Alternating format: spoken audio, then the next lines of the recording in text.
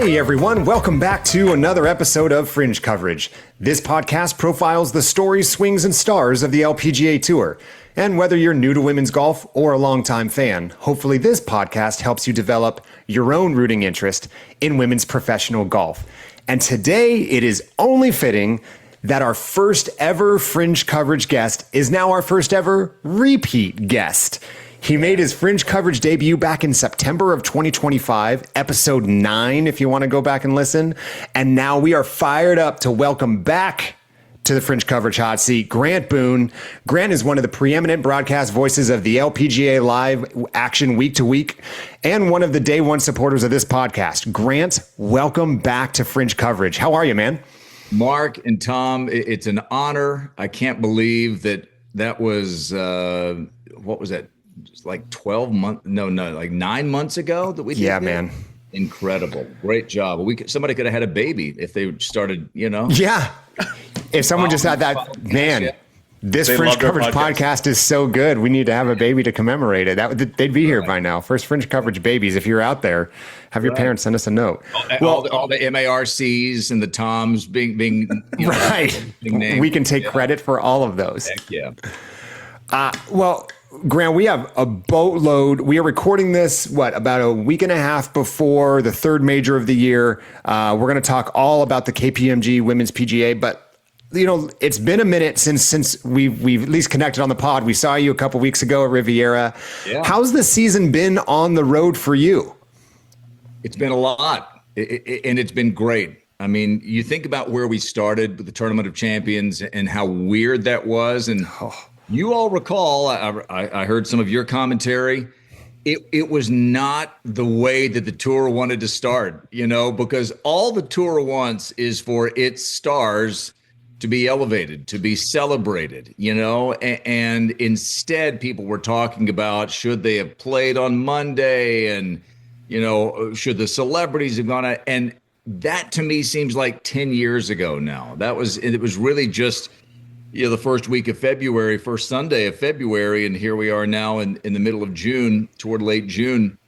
Nelly won that first event with an unbelievable 64. In all of her rounds this year, I'm not sure she's had a better one. She's had some great ones, but given the conditions, if you'll recall that week, that was great. But think about, here's something that's really hit me the other day. Mark and Tom, thinking about Nelly had one win going into Chevron, and it was that weather-shortened event to 54 holes. Now she's got 4 wins, 2 majors. She's literally doing the media tour of New York City today. She's on the Today Show. She's everywhere in Times Square, and she's the dominant number one. The Rolex rankings just came out. She's 4 points ahead of Gino, who's won twice this year and began the year with a 5-point lead on Nelly, and Nelly has overtaken her. And so all I'm saying is, when we got to Chevron last week of April, Nelly had 1 win. It was a weather-shortened win, and she had 3 straight runner-up finishes, 2 to Hyo-Joo Kim, 1 to Lauren Coughlin, and people were talking about some short missed putts, and they were talking about, well, Nelly, she's just not getting over the finish line, even though those other players were playing out of their minds. Now you think about it, we don't even remember that. It's just, wow, it's just Nelly dominating.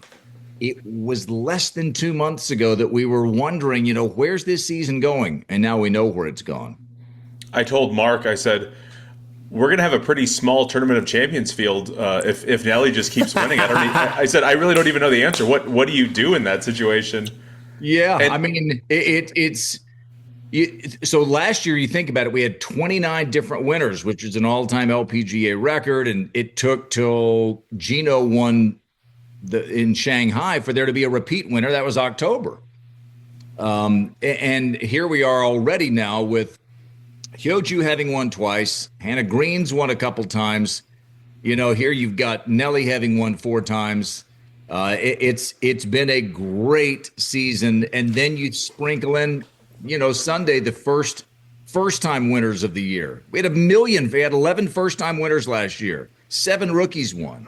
There were neither of either until Sunday when Yana Wilson, the rookie, and Gina Kim both got their first win. So fun year, really fun year. And what poor timing for Nelly's doing the media tour in New York City now that the Knicks won and they're just the talk of the town and that's all anyone in New York's going to care about. Just it may be so, but you know what? Here's what happens. I have a great friend from church who started a brew pub. These are the kind of friends in churches that you're looking for. Heck yeah. And they put their brew pub here in Abilene. It's called Grain Theory. Give them a shout out. And Grain Theory is right on the corner of 2nd and Pine Street. And it went in right next to a divier, really good, but divier type spot called Fat Bosses. And I asked my pal, is that a problem, right next to another place that even though your food is a little more, highbrow, it's legit. He's got a real chef. And their food at Fat Bosses is fine too. I did not expect this conversation to get into Grain Theory and local eaters this early. I did. Here's my point. My point is, he said, you'd think that. He said, but when you get people coming downtown, halo effect. They're now into the idea that we're just going to, because maybe we'll have a drink at Fat Bosses, maybe we'll go over and have some food at Grain Theory. And if, in a way, this could be good. You got the Men's U.S. Open starting this week. You've got everybody focused on sports, the Knicks. Hey, let's let Nelly have her piece of the pie as well. I think that's dead on. I mean, if Nelly was there on a random week in New York, it maybe falls on deaf ears because then it's just the LPGA tour, which we know is a very niche group of people that would appreciate the fact that Nelly is there already. For her to benefit from the buzz that is around New York and the Knicks right now, we've talked at length, like as long as we continue to shout into the echo chamber of talking to the Grant Boones and the Hannah Greens and the Mel Reeds of the world that are all part of this insular network, the gospel's only going to go so far. Right. Yeah. So for the Knicks to be in the same square that Nelly is, there is going to be some residual benefit there. I just realized something as you said that, Grant, again, we're recording this right after the Dow Championship. We finally broke a streak, Tom. Nelly was not in the final group.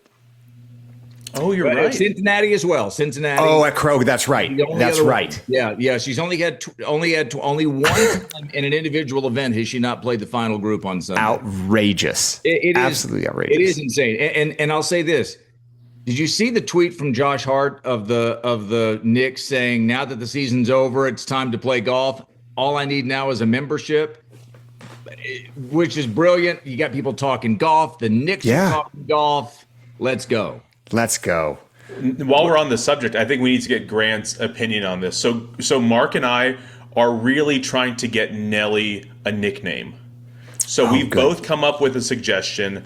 Mark's suggestion is the preacher, and why is that, Mark? Because she delivers on Sunday.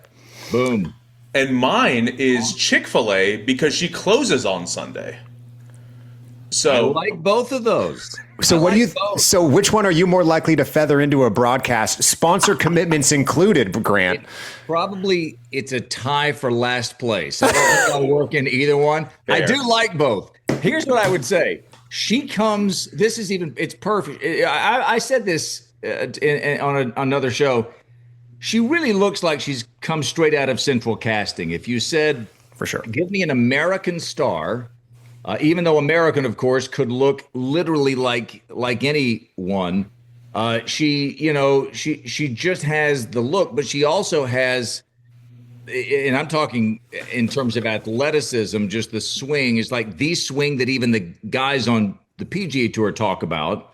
They literally talk about Nelly's swing, but she even comes ready-made with her own nickname, Nelly. She almost doesn't need one, although. Preacher and CFA, I applaud the effort as a man who likes a good play on words, whose plays on words often have multiple acts and an intermission. I applaud the effort. Well, it's funny. We've talked multiple times. Like the LPGA has kind of built-in first name nicknames. When you there's really, for Nelly. better for worse, there's instant name recognition through the. Yeah. If I say Lydia, there's not a second one, right? So Carlotta. I mean, just go down the list. It's pretty unique in that sense. Well, we ran into you. We saw you opening round of Riviera a few weeks back. You were doing some crazy coverage hours that week, which for the fan is fantastic because that means there was extensive broadcast coverage of certainly our favorite major of the year.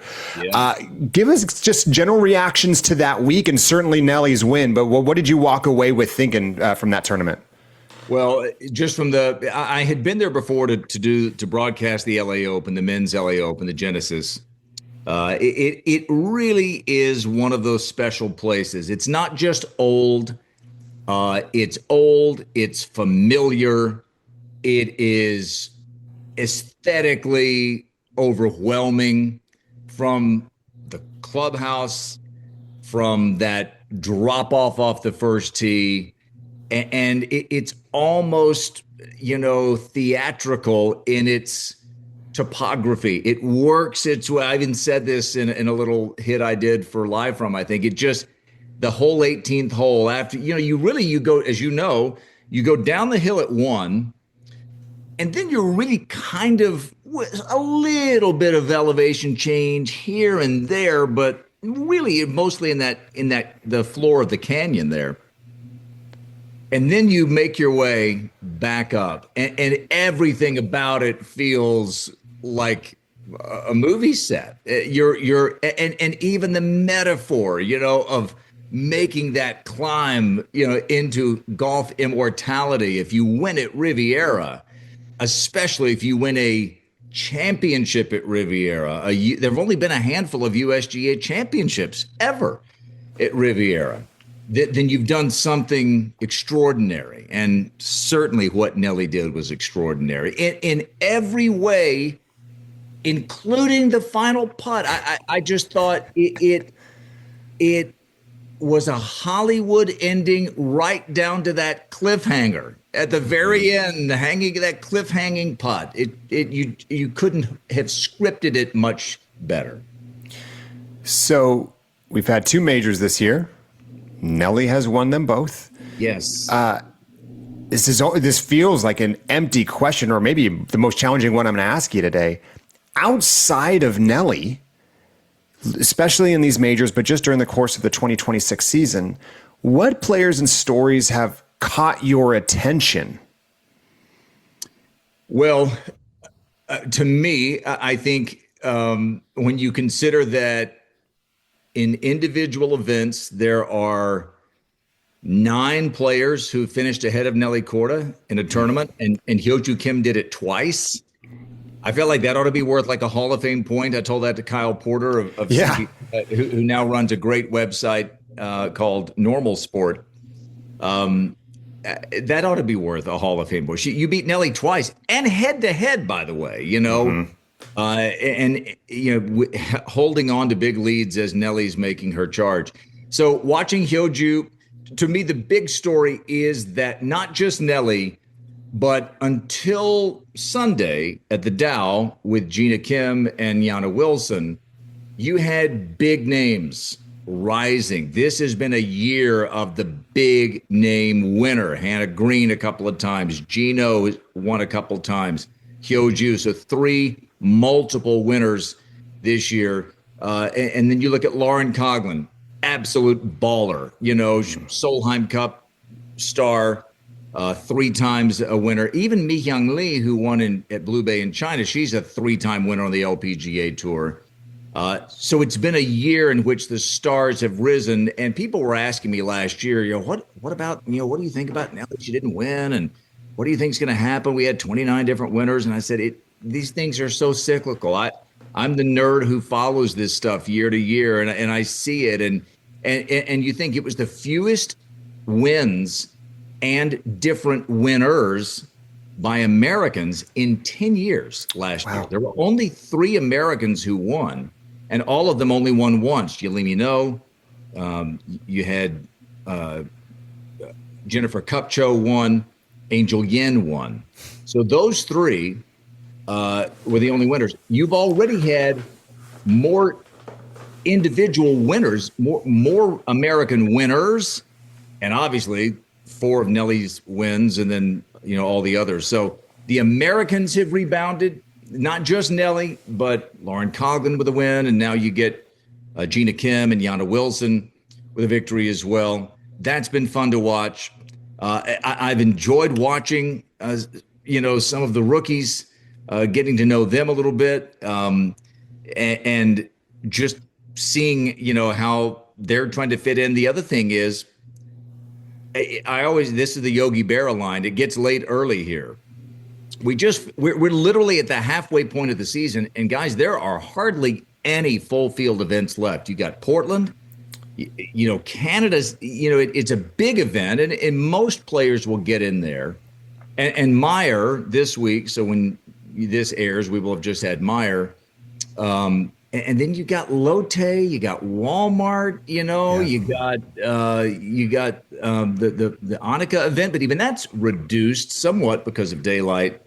Yeah. So in terms of Solheim Cup, in terms of players keeping their cards and all of that, we're already at the halfway point, and second half of the season, you're the number of full field events is already dwindling. Looking forward to the second half of the season, do you think the LPGA would prefer if Nelly were to continue her streak of dominance, or are we looking to try, would it be better for the tour if we had more big names come and give her some competition? Any league wants great stories. That's what we want as broadcasters, as journalists, is you want compelling stories. And right now, Nelly is compelling. You think about this, she goes into the weekend with her good pal and her fellow coffee nerd, Olivia Cowan, at the Dow. They're 2 shots off the lead. Olivia's never been in this position in her 4-ish seasons on the LPGA Tour. She's been conditionally exempt a couple of those years, so she hadn't played a ton of LPGA events. Most of her best finishes have been in co-sanctioned events like over in Scotland or Northern Ireland. And then Nelly's kind of on fumes at that point, and they really struggled on a very difficult day Saturday. The wind blew 30. Nobody played. There were only 6 out of 34 rounds under par. But I just think Nelly is whoever it is, if you could get anyone to dominate, it's usually better for a league when there is a dominant team or player, because it gets people talking about the league. And so you may love that player or you may not, or that team, but at least you're talking about it. And I think what Nelly's done better than anything is she's gotten people talking about women's golf, about her specifically being on the Pat McAfee show a couple times. I heard through the grapevine that either Nelly or someone in her camp was like, wait, Pat McAfee wants me back? Like, I was just on his show. Wow. And he did, and he had her on again, and she was awesome again, and you're like, yeah, that's what happens when you're dominant like that, and so the answer is yes. You want dominant players, dominant teams. Then you'd love to have what we had at Riviera, Charlie Hull. You can't not watch Charlie, and I mean, Charlie in the City of Angels. I mean, that was almost too good to be true. Gabby, who has an entire country cheering for. Ronnie Yin's playing some of the best golf of her life, and she can't beat Nelly. Nobody can hardly. So I do think the LPGA, it's not that they are biased toward Nelly per se. It's they want dominance. It's good to have dominance. And then when you don't, you sell the other part too. It's how cool it is, how deep we are. I think it's great that we have dominance on the heels of the depth, Last year showed the depth of the tour. This year, the dominance and how great these players can be. No doubt. For us, starting our podcast when there were 29 unique first-time winners, all of those stats, and then to come into this season, it really is, as you mentioned, the cycle becomes a little bit more apparent. But I don't think, Tom, I don't know about you, but I don't think I appreciate this year enough if we didn't have last year as that kind of baseline of a way to view of, man, we were clamoring for this last year and now we've got it, so we better appreciate it while we have it, because it's easy to nitpick whatever's in front of you. So, all right, major number 3 is upon us. I always think of this, and you just alluded to, it's kind of already past the halfway point of the season in terms of some of those full field events. But as we look at the majors, the KPMG Women's PGA Championship returns to Hazeltine for the first time since 2019, where Hannah Green was triumphant the last time it was there. Grant, what should we expect as we head out to Hazeltine this year? Well, just as a quick refresher, it's a big ballpark. I mean, really, really big footprint. I think about Dow, and it was just so cozy and just nestled in the neighborhood there in the tiny little village of Midland. Here, massive out there in Chaska, Minnesota, outside Minneapolis. It's just a huge property, usually thick, rough, lush, beautiful this time of year. Oh, it's gonna be gorgeous. It'll be a great look on TV. We're gonna have more bells and whistles than we've ever had before, of course. And when you look at the 2019 KPMG, it is reminiscent to me of what we witnessed at Riviera, with the exception of Lydia. You had pretty much everybody up there, at least somewhere near, with a chance on the weekend of the biggest names. And then you sprinkled in some cool amateur stories. But what we had in 2019 was the cream rising to the top. Hannah was just in her second season of the LPGA Tour. She had never won before. But you had Ariya Jutanugarn playing in the final in the final pair. Sunghyun Park, who also, like Ariya, number 1 in the world in that time frame. And in fact, Sunghyun had majors in 2017 and 2018. So she was trying to make it, 3 straight years with a major and 2 straight years at the KPMG. Look at the T3, Nelly Korda, her highest finish in a major to that point. And it was just one stud after another. And I don't think that automatically is a compliment to the golf course. I do think in this case it was. You just had you have the PGA of America, which most years really gets it right under Kerry Haig, who's in charge of the setup. He's the chief championships officer.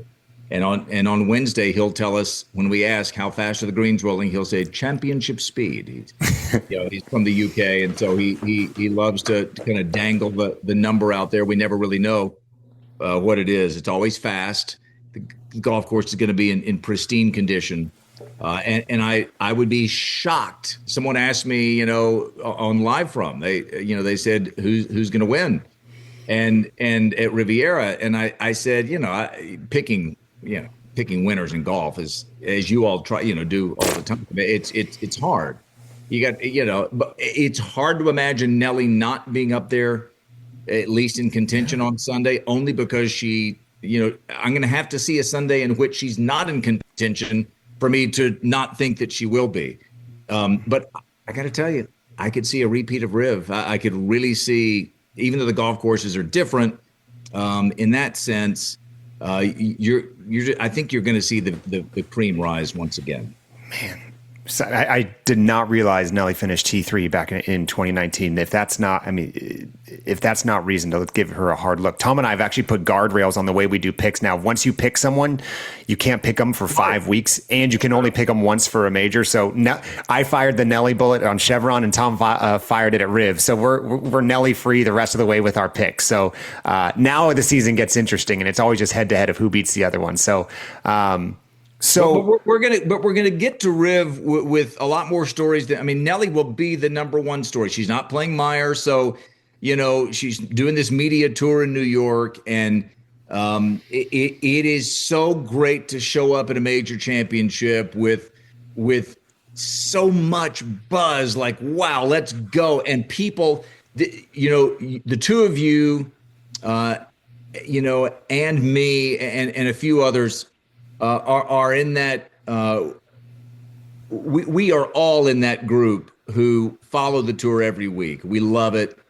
But the great part about Riv, and it'll be this way at Hazeltine this week as well, is that people who don't normally watch will become fans. There will be people who will begin watching the LPGA at Riv who will follow it the rest of their lives. Same thing's going to happen at Hazeltine, and I love the idea that these great athletes, so many of whom have become good friends of mine, are going to now be front and center with people who've really never paid much attention to them before, and I love that. How does Nelly winning the first two majors of the year impact the way the broadcast team certainly covers this major in front of us? I would say, again, she's going to be the number one story. She should be. I mean, I get, as recently as a few days ago, someone on social, put me on full blast saying I'm a Nelly lover and that I'm biased, toward Nelly. There are other players out there. And I say, oh, sister, you must be new to this because you don't know. You don't see my DMs. I joke with my wife that, my DMs are full of young women. But it's not what you think. They're all telling me how to pronounce their name correctly. So that's what's in my DM. So I love all of these players. But here's what I would say. I do love Nelly, and I am biased. But just because I'm biased doesn't mean I'm wrong. Nelly is right now having one of the best seasons that we've seen in a long, long time. To start a season with two straight major wins, you got to go back to NB Park in 2013. Last American to do it, Pat Bradley. Oh, when was that? Oh, that was Ronald Reagan's second term, 1986. Okay, so, and Pat Bradley is a bona fide legend who would have been great in any era. But you talk to Judy Rankin, my longtime partner, Donna Capone, who was my first broadcast partner on the LPGA Tour back 25 years ago. Every one of them will tell you it's harder to win now than it was. The ones you had to beat back then were all great, but there weren't as many of them.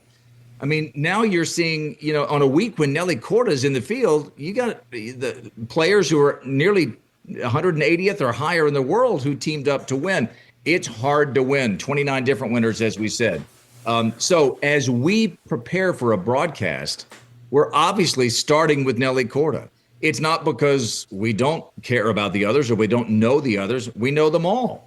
Most of them, at least. There'll be a few of the PGA professionals who'll be teeing it up this week, and so we'll get to know them and tell their stories too. We root for great stories, and the biggest story right now is Nelly Korda. And as I told this person on social media, whom I don't know, if you don't like Nelly Korda, it's going to be a hard few months for you, at least, because she is the most dominant player in the sport, men's golf, women's golf, anywhere around the globe. Nelly is it, and we're all kind of along for the ride. You say that people reach out to you and call you biased or whatever. We've probably interviewed about 10 players on this show so far, and I got to tell you, those are now my 10 favorite players. Like, I don't know how you can remain impartial when you speak to some of these players and hear their stories, and everyone is nicer than the last, and all the personalities we've encountered through the LPGA have just been fantastic people. Yeah, and by the way, you all have had an incredible run of guests. A great job by you all. It is, and so yesterday when we're watching Gina Kim and Yana Wilson play, like, I'm thinking of Gina's mom Sang Suk, who, along with her dad Hosun, it sounds like you're making it up, these are two people from Korea who came to the United States and began teaching Spanish at the University of North Carolina. And then Gina, who grows up there in Chapel Hill, goes 7 miles down the road to play at Duke. And so Sang-Suk, her mom, is like wanting to cheer her daughter on, but like, can I really put a Duke, shirt on when I'm employed by UNC? That's not saying like University of Miami and University of Washington. No. This is, the twain shall never meet. And to watch Gina thrive and to see Yana, whose dad Jimmy and mom Olga I've known for the last several years, when she would come out as a junior and play in the Mizuho, in the AJGA portion, like when Rose Zhang is winning, here's Yana winning the AJGA portion. And these are people that you get to know, and you get to know their parents. And Lottie Wode's mom is texting me during Cincinnati and saying, "Oh my gosh, she's doing it." Shout out Rachel. That's right. Dad Nick, so you love to see it. It is. These are not just great athletes, but they're people that, when you're out there every week, you get to know them and you hang out. And I took Ronnie Yen out for ice cream in Cincinnati, and she said, "I really feel like I'm going to win a major this summer." And she darn near did twice, and wouldn't be surprised if she wins Hazeltine. So these are great athletes, but also good friends. And as you say, Tom, they come on your show and you feel like you know them because you do know them better now. And anyone better, you're going to root for more. For sure. Ronnie was my pick for Riv, and I felt so good every day of the week getting into the back nine on Sunday. And then she just had that rough stretch of. I saw our coach, Holton Freeman, the next morning in the airport. He said she is so good on par threes, and she had 14 and 16 coming up, and she's right there. He said, I thought we were going to win. I really did. Holton's got a handful of the best players in the world, but Ronnie's one of them. And he's been with her for a long time since she came to the U.S. Ronnie's fine. Ronnie's going to be great. I would almost be surprised if Ronnie, and I have to be careful because it is so hard to win, especially anytime Nelly Korda is in the field. Right. I think I'll be more surprised if Ronnie doesn't win this year than if she doesn't. I'll be more surprised if she doesn't than if she does. Way more. So let's stay on the broadcast side for a little bit here. A buzzword here, especially under the new leadership team, has been storytelling. And we hear a lot about the LPGA needing more storytelling for all the reasons we just talked about, right? The opportunities the three of us have to get to know some of these players and know that their stories deserve more oxygen than they're getting right now. What are some of the challenges of in broadcast storytelling, and where can it improve? It's a great question. When that initiative began gaining traction, I didn't take it personally, but I did think to myself, I've been doing that 26 years, right? And it's my favorite part of the job. And the thing what they really mean is we want to give you and others more resources to tell the stories. And so if you have better statistics, you can tell that part of the story, the numerical part, a little bit better than you could if you're just saying, well, all we have are greens and regulation and two holes of driving distance. And if we give you more camera angles, then you can show the golf course in a new way. I'll tell you this. Here's something that I've loved. I've done the Dow Championship every year that it's been played since 2019. I've been doing ShopRite for 26 years, not every year, but I've done it going back literally a quarter century. And we've seen shots of those two events that we've never seen before because FM stepped up and added some coverage, some drone coverage. So, for example, at ShopRite a few weeks ago, we've always looked out from the course to the bay, and you can see Atlantic City across the bay. Never have we had been in the bay and come toward the golf course, it was like, whoa. I've been going there 25 years and I'm thinking, I've never seen this before. It's awesome. So those are the things that the LPGA and that FM have wanted us to do. Okay, there's that technological part. When you're calling golf, I think about this a lot. And I'll give you an example of a flub that I had over the weekend. And I've been doing this a long time, and I think about it so much.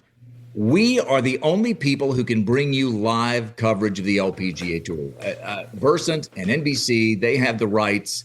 And so no other network, they might show you highlights, but they can't show you the golf live. Okay, what does that mean? It means that we need to make sure that every shot that we see, is shown in the proper importance. And so if I start telling a story and in the middle of the story, someone makes an ace or someone makes a 50-foot putt, my story has now gotten in the way. This is not a big thing. I'm not trying to make it too melodramatic, but this is an example of what I think my job is as the play-by-play host. I don't want us talking over big moments. And here's the thing. I've called football, baseball, basketball. I've called 15 different sports. You never know when the big moments are coming. And I think golf and baseball have a lot of similarities. Let's say a baseball game and a Sunday broadcast of an LPGA event or any golf tournament. You're going to get about 3 hours of each. And you don't know when the pivotal moment will come. You think ninth inning, you think 18th hole, but a home run in the first inning from the first batter could lead to a 1-0 victory. And so when we come on the air, put it this way, Gina Kim on Sunday holed out on the 5th hole, just as we were about to come on the air. That moved them into the lead. They never gave the lead up the rest of the day. They got caught a couple of times. They never gave the lead up. If we're talking over that hole out for eagle from the fairway, we've missed a big chance to really create a viral moment. And so here's the flub I had. Because let me explain why I did it, then I'll tell you what I did. And this happens in baseball too. You'll hear this in baseball if you pay attention. You think as an announcer that you've got time because you'll go, ball one. That's foul tipped at the plate, 1 ball, 1 strike. Steps out of the box, back in. That one's high and outside, 2 balls and a strike. It's 2-2. Foul tip, stays 2-2. On the count goes, and you think, I've got time to tell the story. And just as soon as you think, okay, here's my chance, guy hits a home run, and you're like, oh boy. Okay, Saturday, we are watching this brutally tough day at the Dow Championship. And Selena Borga of Norway is playing with Polly Mack of Germany, and they had the lead going into round 3. And they were having, like everybody, some ups and downs, but they were 1 shot off the lead when they got to the 16th hole. Polly rips a drum. Polly's one of the biggest hitters. I think Polly's the biggest hitter in golf. And Julio Lopez Ramirez is also up there. I'd love to see a driving contest between Polly and Julio. They both, Austin Kim's up there as well. They all mash it. And Polly on this 16th hole where Lilia Vu had hit it out of bounds, they made triple, she and Allison Lee. She blasts one down there. Selena's got for Selena, any LPGA, by relatively doable second shot. She shanks it. And as we go, and worst shot she's hit all year, but of all things it comes. And as we go to Selena, I wanted to drop in the little nugget that the best position she had ever been in, the only other time she'd ever played late on a Saturday in her 4 years on the LPGA Tour, was with my partner, Mel Reed. That was when they were playing at the KPMG at Baltusrol 2023. And I just wanted to get Mel to kind of comment on Selena. So we go to 6. My producer says we're going to 16, Borga. To 16, Selena Borga playing the latest she's ever played on a weekend since 2020. Shank, as I'm telling them, I'm like, because you think she's going to hit it up there to 30 feet, and It's got, that's an example. So bogey for me, triple for them, bogey for me. And that's an example of how you always talk about wanting to pitch a perfect game as an announcer. Like that's on me. That I should know better after 26 years of doing this. And it's so important to me that when I do it, it makes me mad that I did it, because I try so hard to set that moment 99 times out of 100, if not, more. The shot's going to just be an okay shot. It'll be fine. And she hits it, literally shanks. It goes out of bounds. They make triple, and they never quite recover. So there you go. Storytelling within a broadcast. That was a really long answer, but we didn't have any golf to interrupt, so I was able to just go as long as I wanted. Let him cook. There you go. To me, I'll give you one other quick kind of coda to that. When Lilia wins at Walton Heath at 2023, the Women's British Open, AIG, she started the day tied with Charlie. By the time she gets to the 18th hole, it's a 5-shot, 6-shot lead. And as she's stepping onto the tee, suddenly where the ball goes, and it wasn't a particularly dangerous tee shot anyway, it's less important now. And I felt that was my moment to just let an audience on NBC that maybe doesn't follow the LPGA very often to tell as concisely as I could her amazing American story. Her parents both fled Vietnam in the horrible days of that Civil War. Her granddad built a boat, and their entire village basically escaped Vietnam, and they were picked up by an American military boat. And if they don't get rescued, in a very short period of time, the whole boat could have, gone under, and they all would have died. Instead, Lily now is a first generation American. And you can't tell every detail, but you can give a paragraph in that moment. If I'm doing that while she's trying to beat Angel Yin 4 months before at the Chevron, there's not going to be time for that, because it's a playoff, and you don't have. That's not the appropriate moment. Within the broadcast, you've got to pick your spots. But for example, I will try to say North Carolinian Gina Kim. That way people know, oh, she has a Korean name. She grew up in North Carolina. She's first generation American. Angel Yin from Southern California, Julie Inkster, Northern California. There are little ways that I can just flavor it so that people know who these players are a little bit better without giving their entire, Wikipedia page. Well, and you're providing rooting interest as well. I mean, as just general sports fans know, regionality matters. Like Tom's got an allegiance to anything Michigan and certainly Detroit sports. If he learns something like that about a golfer, he's gonna bank that later, just as he's building out an arsenal of who his favorite players are. And you'll be proud of this segue, Grant. I mean, on that note, last time you were here, it was maybe a month or two into Tom's dive into the LPGA. Yeah. And we had gone on this quest of establishing Tom's favorite player. And we had established criteria, and we listed it for you. And then we said, all right, Grant, based on all of this, let's talk about who are some suggestions for Tom. So Tom, I kind of want to turn it over to you now of where are we on that journey, and what updates do you have for Grant?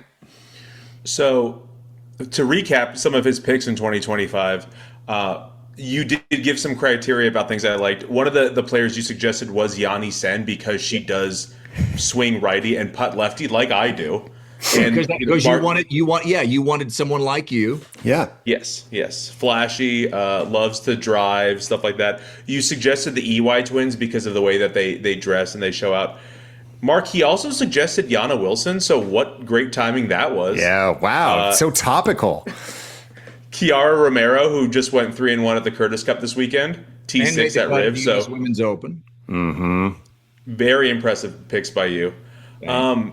As mentioned earlier, so if we're going into my 2026 favorite players, Mark's enthusiasm I find to be very infectious. So I do really like Austin Kim and Lottie Wode mostly because of how they bomb the ball, but also because Mark loves them so much, he's kind of talked me into it. Sure. Grant, we stood on 10 at Riviera just to watch Austin drive go. And she was 307 on Thursday, so they weren't going for it, but she still pulled driver. And I said, "Tell them we're not going anywhere." And if you didn't know it was her, when you heard it, you'd know it was her. On different sound on from the rest of the course, truly. No doubt. Yeah. Hyoju Kim, I wasn't familiar with her game until this season. She just seems so smooth. I mean, she's not crushing the ball, but just unflappable. Like when you watch her play, she just seems very even keeled, and that's admirable for me because I don't play like that. So I do appreciate that. Are you unevenly keeled, Tom? Is that what you're telling me? I've never heard anyone actually put it that way, but yeah, I would say so. Let's deep dive on your keel here, Tom. I know. We can do that. Well, that might take a while. So you've got kind of the keel theme for your background there. But yeah, I think we saw with Hyoju, didn't we, that unflappability against Nelly back-to-back weeks. I mean, here comes the hard-charging Nelly Korda, ripping it past her on every hole, and Hyoju's kind of just doinking it out there in the way that she does, and never misses a fairway, and then never misses an important putt, and she beats Nelly back-to-back. And smiling and bouncing the whole time. Oh. Like her personality, I want her in my entertain me foursome. She doesn't speak great English. It's better than we hear. She still prefers a translator, but she's really sneaky funny. Of Somi Lee, by the way, the defending champ last the Dow Championship with Jin Hee-im. Somi is an absolute cut up as well. But Hyoju and Nelly had some fun together, and Nelly was like saying, well, she got me again, and they kind of yucking it up in the press conference, and that's what I think people want to see. It's like, okay, Hyoju sometimes wears those wraparound sunglasses. You don't see the eyes. She wore a mask when she won a few years ago in Asia, and sometimes you don't get to see that personality. She's got it. They all have varying personalities, but I think our job, certainly back to the storytelling part, Tom, is my job is to make sure people know whether they're from North Carolina or California.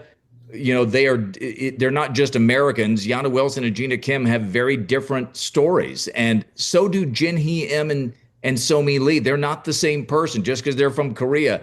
They are their own people, and they teamed up to win the Dow, but one of them is from Seoul, and one is from down south in Wando, and one was a star coming up, and one was kind of under the radar, and that's the way it is in every country. You've got the superstars, and you've got the surprises, and that's the fun part of the storytelling for me, wherever they're from. Yeah. A few more, so this goes back to us interviewing people and me just kind of now having a big rooting interest.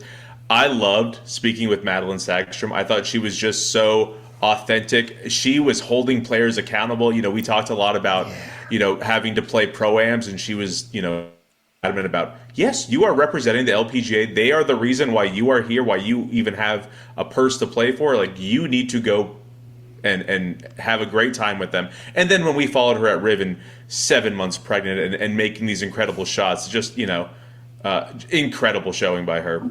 Yeah, you can't get any better than Madeline Sagstrom in terms of just quality of person. One of the best golf swings you'll see in the entire sport. And on how about this axis that we had at the Dow? You had Julie Inkster, who, as I said, was the least youthful player in LPGA history to make a cut. I was trying to think of ways to say it to avoid. I'd say most mature, most veteran.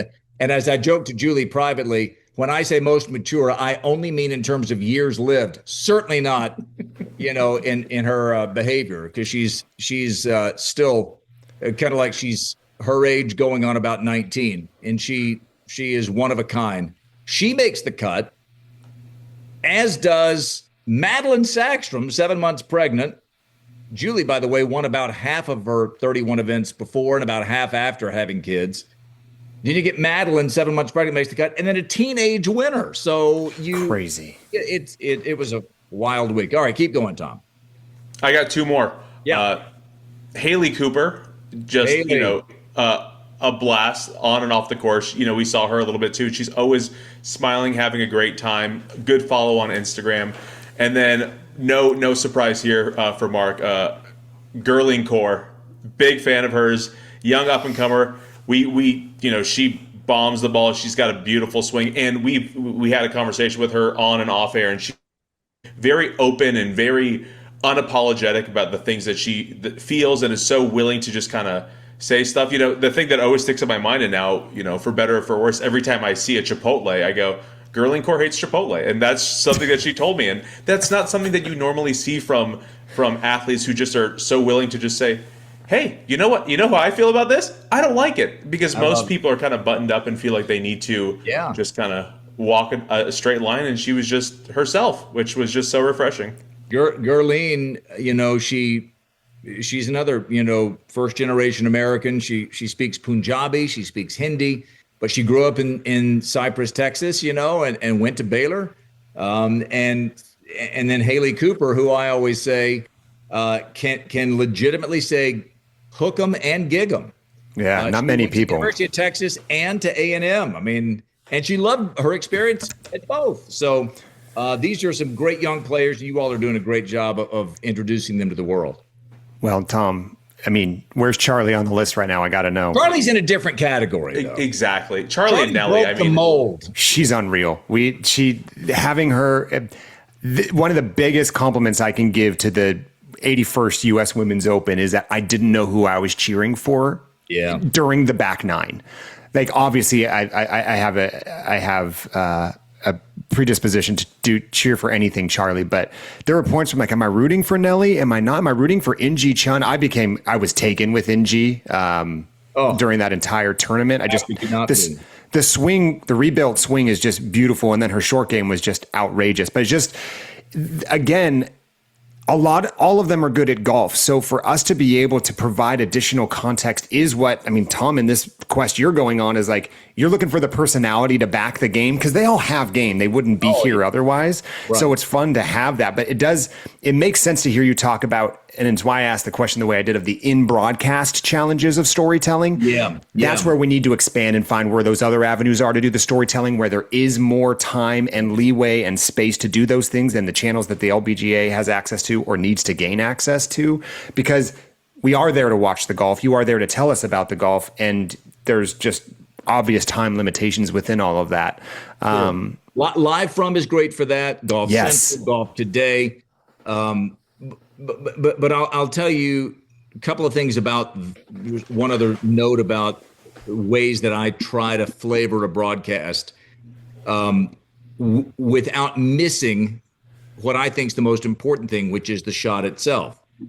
We are seeing In-Gee Chun have to play from the other side of the bunker at 6 on Saturday. And she's kind of stalking it. And it hits me as we're seeing this, she's a painter. She's an artist. And so I said on the broadcast, she's an artist in her off time. And, this will test her ability to create something that's maybe not there.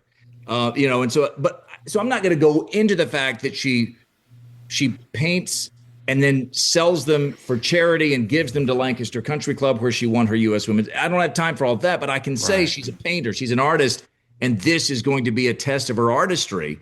And I said, when she hit the shot, it rolls up the slope and back down to about 2 or 3 feet. And I said, master class from the artist In-Gee Chun. There's the little way that now somebody can know, In-Gee Chun is an artist, without having gone into this long, Wikipedia page. So there's that. I'll also say this. What you all are doing is important. You're elevating the LPGA Tour by having them on. We have got to get more print media, and I get print is going out of style, but I'm saying I'm incorporating online, journalism into that as well. Beth Ann Nichols is the only full-time beat writer for the LPGA Tour, and that's got to change. There've got to be people. Kent Paisley's done some good work over the years, and a few others have done some storytelling. But when you show up in a media, guys, you don't know this because you've only been covering it full time now for a year or so. There were years you'd get to the Chevron, and Beth Ann Nichols and maybe one other journalist not paid by the LPGA would be there. And it's not because, the stories aren't great. It's just because media outlets haven't committed resources to the LPGA Tour. Now, you could say, here we're back to the chicken and the egg thing here.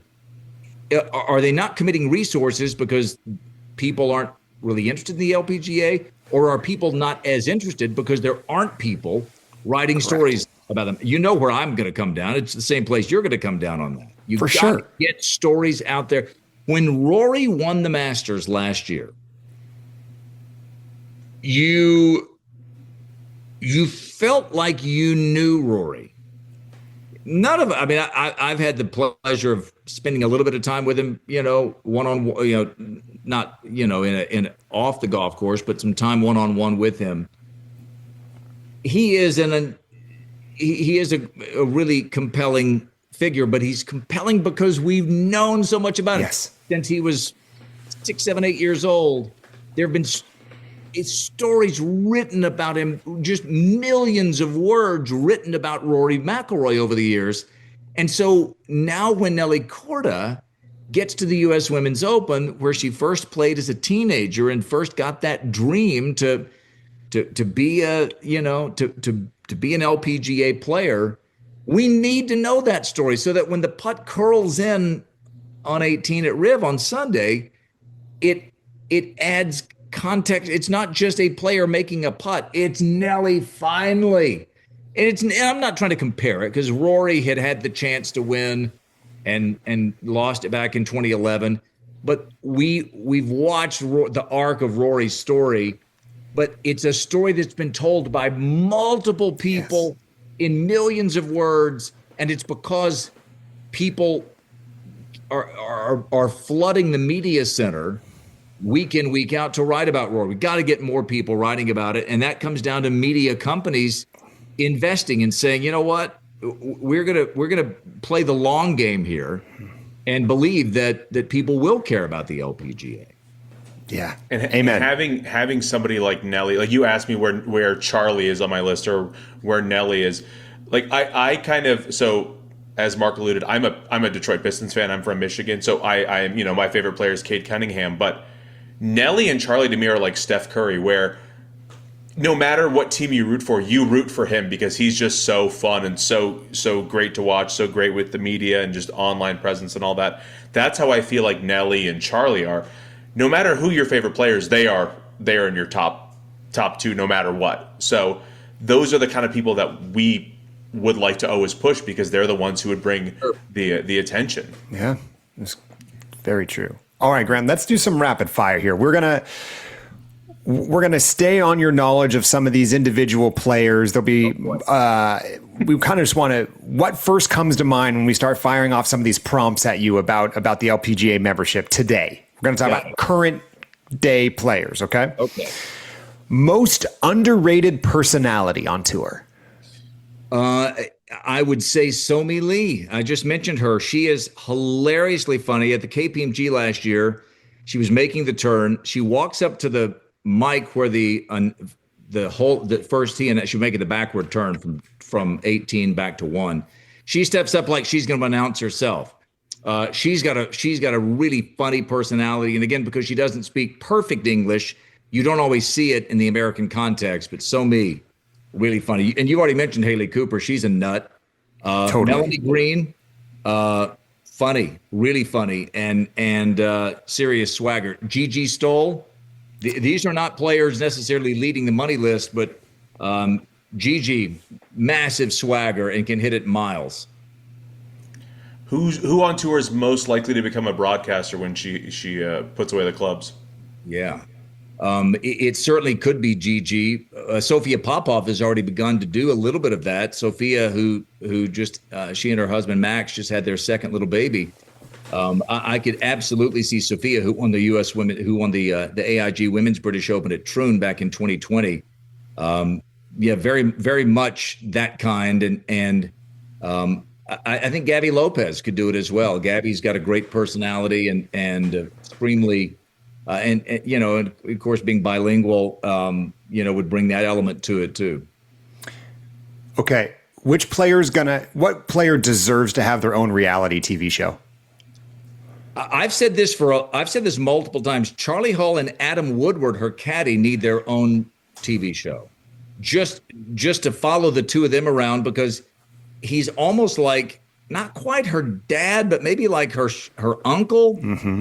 And he's kind of this, the guy is one of the best caddies you'll ever see. So phenomenal caddy, hilariously funny. And then there's Charlie, who is off the wall. You never know what she's going to do or say.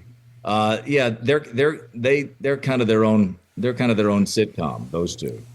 Okay, you're doing a post-round presser or an early tournament interview. Who gives you the answer you least expect every time? I'll say this: Lydia Ko gives the best answers and the most thoughtful answers. Okay. Because Charlie, by the way, if you're saying least expected. It's a thrill ride every time you scour the transcripts with Charlie, but mainly because I don't think she knows what she's going to say next. Lydia gives you great, thoughtful answers. In fact, we'll sometimes say, "Now, wait, how much time do we have left in the show? Do we have time to interview Lydia?" Because Lydia is going to give you not just, just kind of some stock answer. She's going to really listen to what you say, and then she's going to give you a thoughtful answer, and she's going to take her time answering it in a very thoughtful, appropriate way. I love listening to Lydia, and I don't want Lydia to ever leave the LPGA Tour. She's got way more years behind her than she has ahead of her in terms of her LPGA career. I try not to think about it because she is an international treasure. My last question has nothing to do with LPGA. Grant, who dresses you? Because when we saw you at Riv, you had this phenomenal suit on. I mean, your shirt's matching your pants, your pocket squares matching your tie. That was the first thing that struck me when I saw you. I was like, oh my God, this is phenomenal. I love to mix and match. And, only at the majors or Solheim Cup do we wear ties. Our normal fit would be the sport coat, the dress shirt, and then if you choose the pocket square, you can, and I do.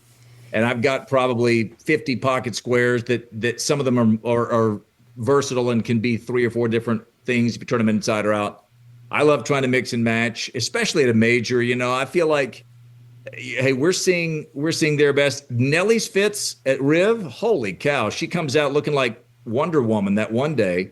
Yeah. And she was ready in every sense.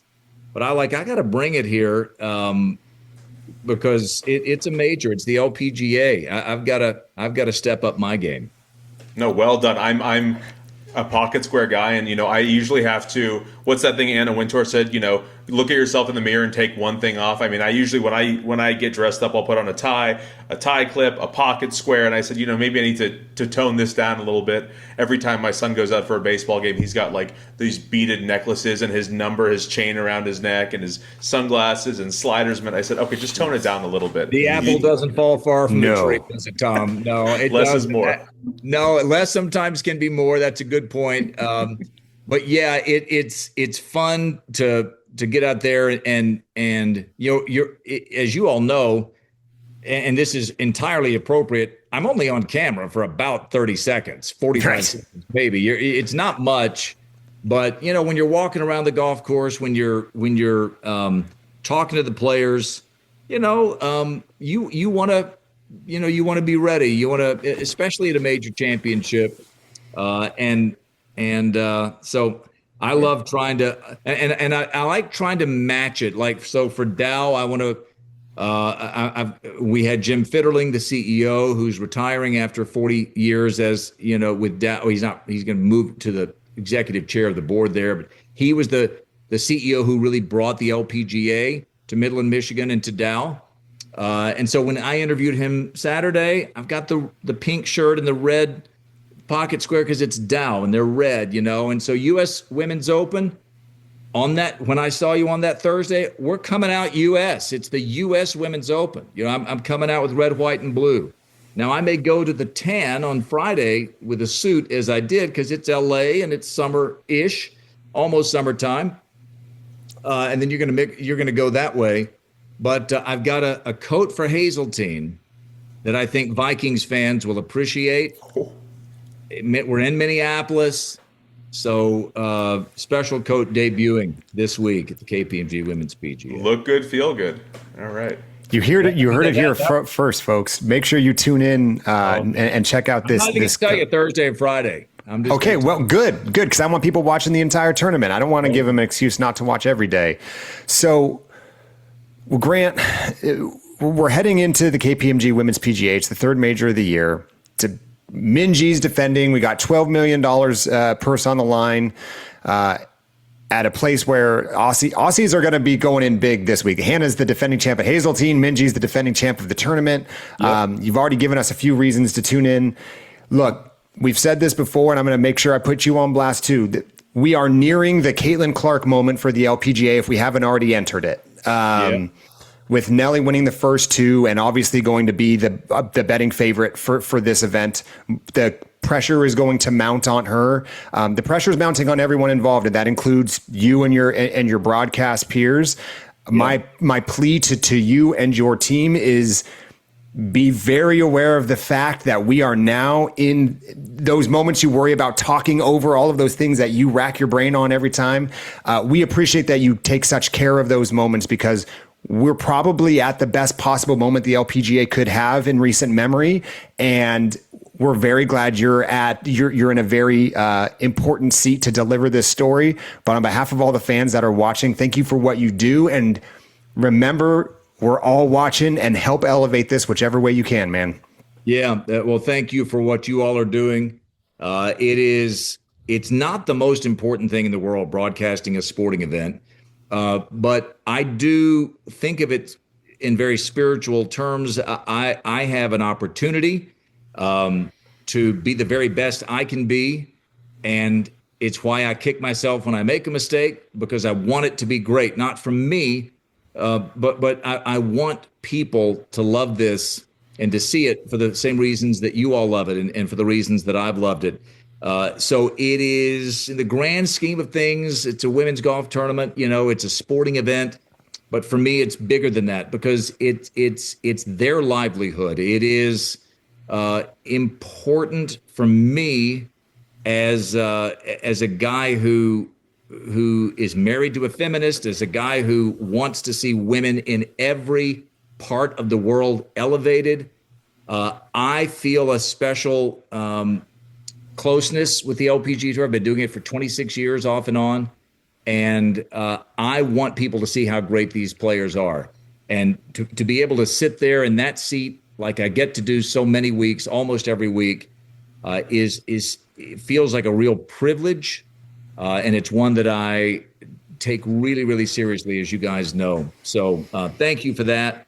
And I can't wait. It's going to be awesome. Meyer, which will be over by the time people see this, is a phenomenal event. I can't wait to do that one. And then off we go. Well, every time when we started this podcast, we wanted to have interviews, and like Mark said, you are our first one.